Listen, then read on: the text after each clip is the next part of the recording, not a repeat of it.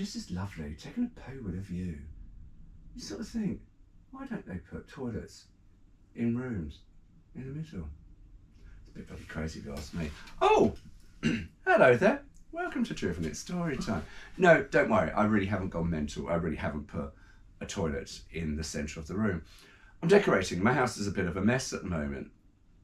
I found some wallpaper and I went, oh, really like that wallpaper. So I'm going to zhuzh up my separate toilet upstairs. And that was it. That was the plan. Just put some wallpaper on one wall, little decorate, because I've been in this house for many years. And then I ventured upstairs to the danger zone of B&Q. And I wanted a new toilet handle because I wanted to keep the toilet. I don't want to go to the expense of replacing them. However, who knew? Found a toilet with, what's this? I'm going to put my drink. Oh my God, I've put my coffee in a sink. Sinks in the top of toilets. Oh my God, genius. I'm the last to know. This thing, absolutely brilliant.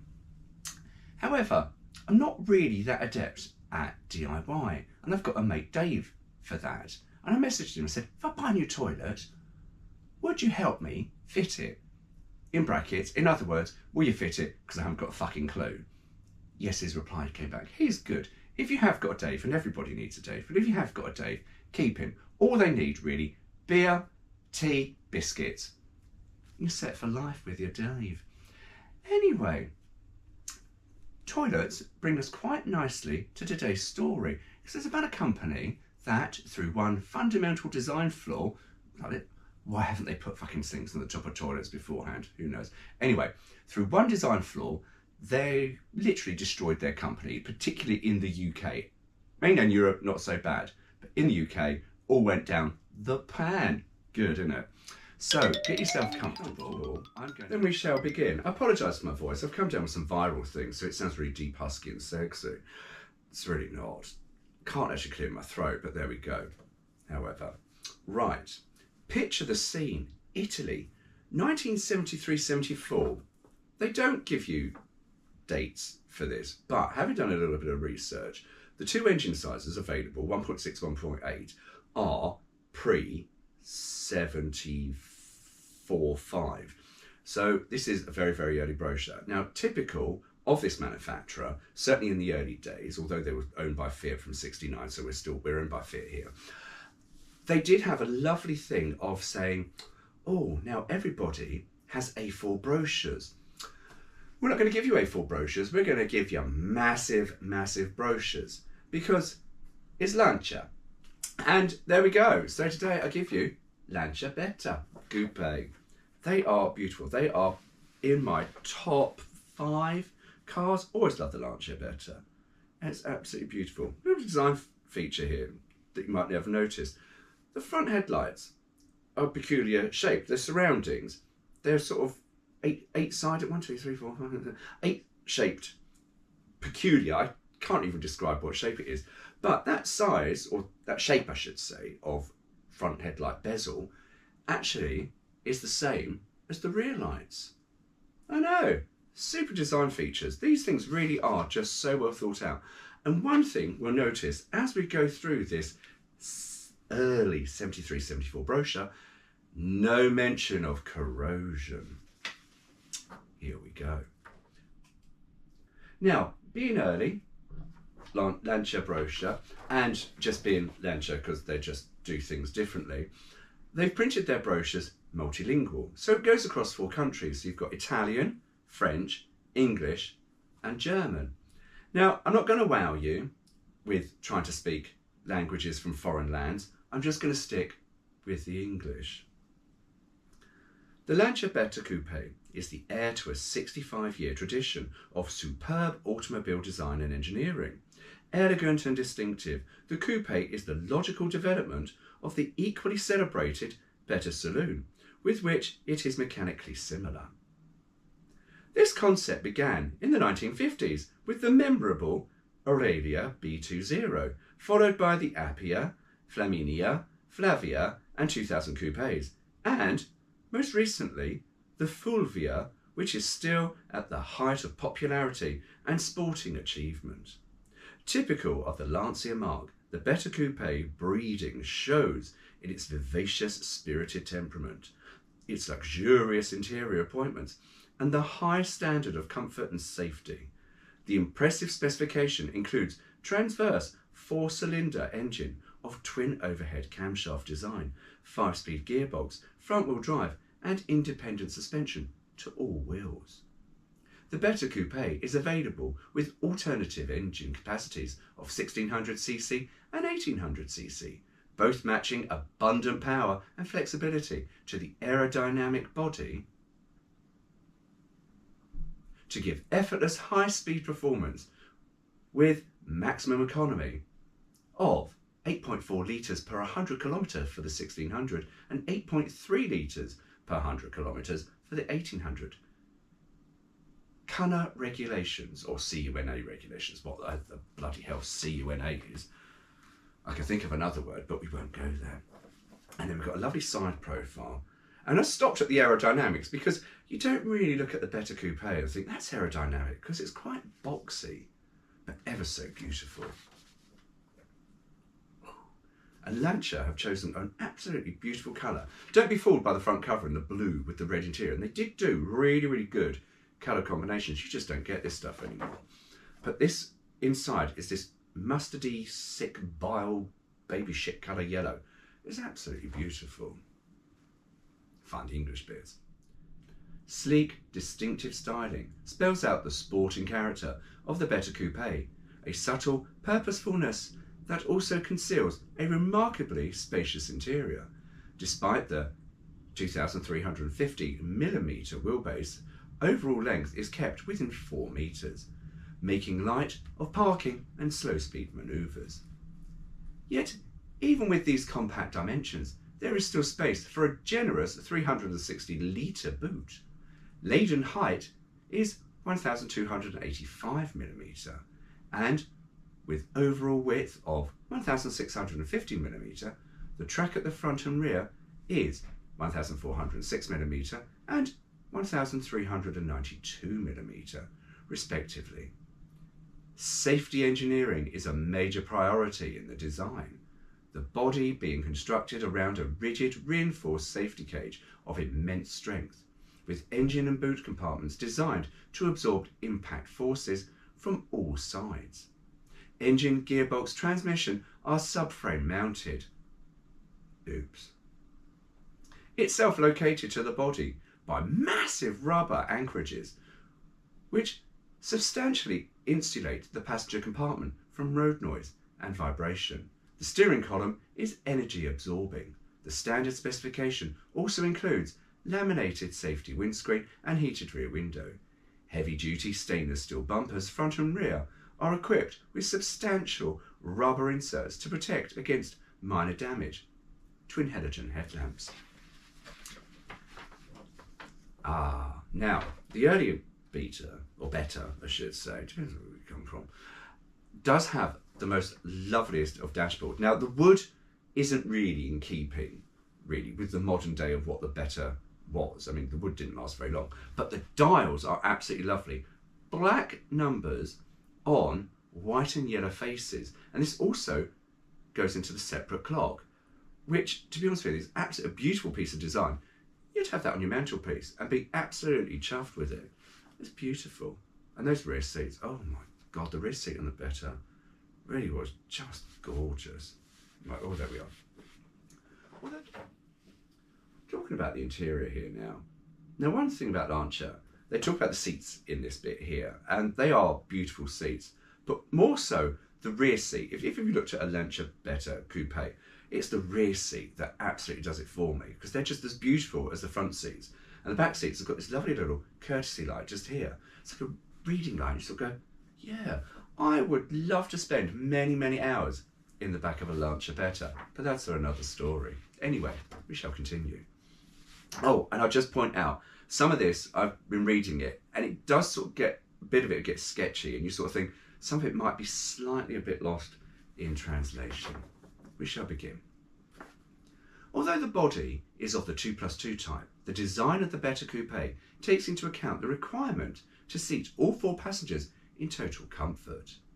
It is a design which is distinguished by the luxurious range of equipment and detailed appointments, the rich upholstery, even the care taken in correctly locating the controls and instruments so that they are instantly at hand or in view. The seats, patented by Lancia, are of special anatomical design, contoured with substantial padding to the body shape as to give correct natural lumbar support and lateral restraint without any limit to freedom of movement. Quote unquote Brexit. You didn't say that. I did, right? Deeply cushioned and comfortable, both the front reclining seats and the two rear seats are equipped with integral head restraints, the front pair adjustable for height. The front seats also hinge forward to provide a wide, unhindered access to the rear passenger compartment.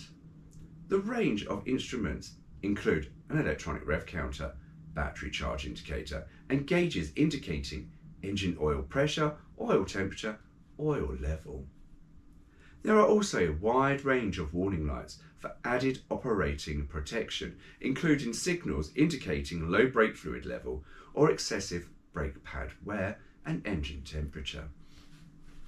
Other interior equipment includes vertically adjustable steering column and with anti-theft lock, electronic clock, which I've just mentioned was absolutely beautiful, safety belt anchorages for all four seats, 2-speed wipers with intermittent sweep, and electric screen washers, dual interior courtesy light, and red door open warning lights on bots doors, and it does say bots doors. I think it should say both doors. Deep pile moquette carpeting, oh hello, throughout, and full flow fresh air ventilation with extractor vents at the rear. Rechargeable battery torch. It's very random just to go and go, rechargeable battery torch. So it's quite sweet that. Yeah, lovely. Lovely, lovely. There was something in here that did make me laugh. Oh, there we go. Seatbelts. Now, rear seat belts didn't come in, certainly to the UK, I think until about 1986 when they became legal requirement. Here we are with a car of 1973-74, rear seat belt anchorages. And you're surprised, and if you look at old cars, even my 1965 Volkswagen Beetle has got rear anchorages for rear seat belts. And you think, seat belts are really, really a really good safety idea. Why did it take so long for them to become standard fitment when the fitments were already there? 1965 on a fucking Volkswagen Beetle. It's very bizarre, isn't it? And Volvo, I don't know, Volvo probably did have them all fitted. Oh, anyway, back to this brochure. Now, this brochure being very, very, very, very long, it is a lovely brochure to find. If you find one, cut it up. You don't really need to cut it up, but you can take out the staples because it has got beautiful, beautiful pictures that would just make a beautiful poster. And this one here, 3/4 vision in the hills. Oh, I could look at that all day, but I can't. I've got to tell you the rest of the story. The Beta Coupe is equipped with a remarkably large boot. As with the engine compartment, the interior is illuminated when open when the side lights are switched on. Located within are a comprehensive toolkit and jack and spare wheel with enveloping cover placed to use the minimum of space yet easily accessible when required. The interior is trimmed throughout. Wide doors with large curved windows feature comfortable armrests which also incorporate door pulls. The doors are equipped with key-operated anti-burst locks with recessed door handles inside and out. Both doors also operate the door courtesy lights, and the driver's door is also equipped with an overtaking mirror, easily adjustable from the seat. Now that spare wheel is quite amusing because it's not quite in the normal place where you'd expect. It's bolted against the rear bulkhead, not under the boot floor, not to the left, not to the right, against the bulkhead, within the wheelbase. So in some respects you could say, is that sort of place there for sort of, a little bit of extra sporty balance? Probably not, but it's a very bizarre place to have a spare wheel. Anyway. Oh, and then we go into the side view of that lovely bizarre colour. And Lancia were very, very much unlike Volkswagen, where VW would line up all your logos. Lancia just don't care. They're just like, "God, now it's parked, that would do." And we come to the last page. And the last page is for the technical stuff. And as we know, I get a bit confused when there's lots and lots of figures, so I won't go into that. But one thing it has got, it's got a nice schematic drawing of the through-flow ventilation. Now, I'm not fluent in Italian, but there's 3 arrows that they show. They show black, red, blue. And I'm going to assume, that it does look quite obvious, that area a temperatura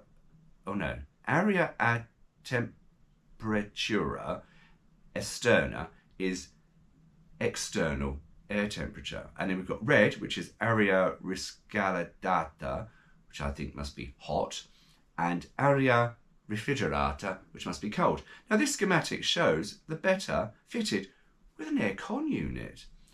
And it's very bizarre. So you've got the black and the red and the blue lines going through, and then coming out through the vents are the black, red and blue, which is nice to know that the hot air or the cold air or the ambient air does actually get out. Not one of those 3 gets stuck and goes, "Oh, I'm not going out there, it's a bit cold."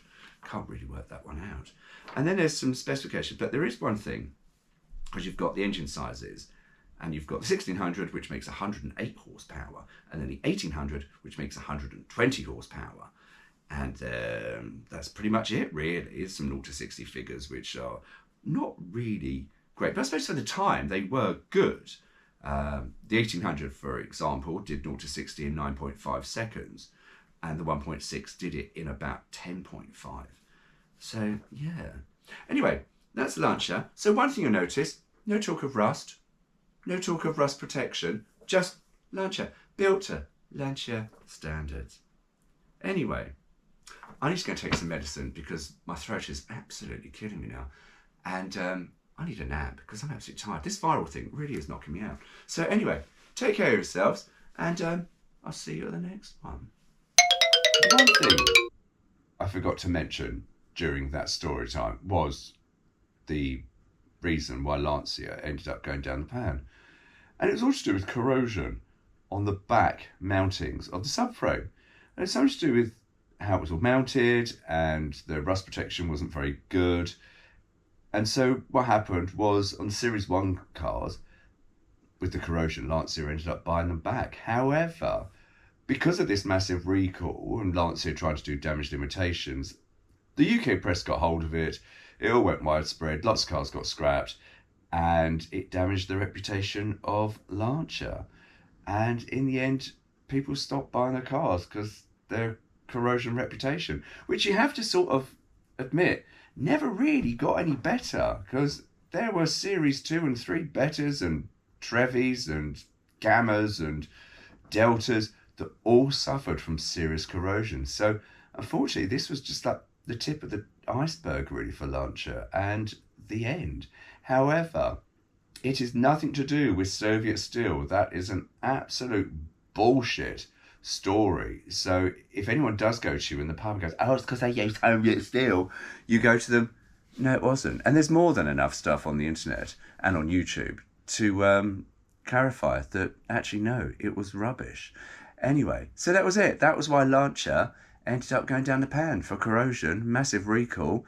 There we go. Which is a shame, really, because the Beta really was a good car, and the first to sort of really come under the Fiat alliance. But yeah, there we go. That's it. That's why I ended up going down the shitter.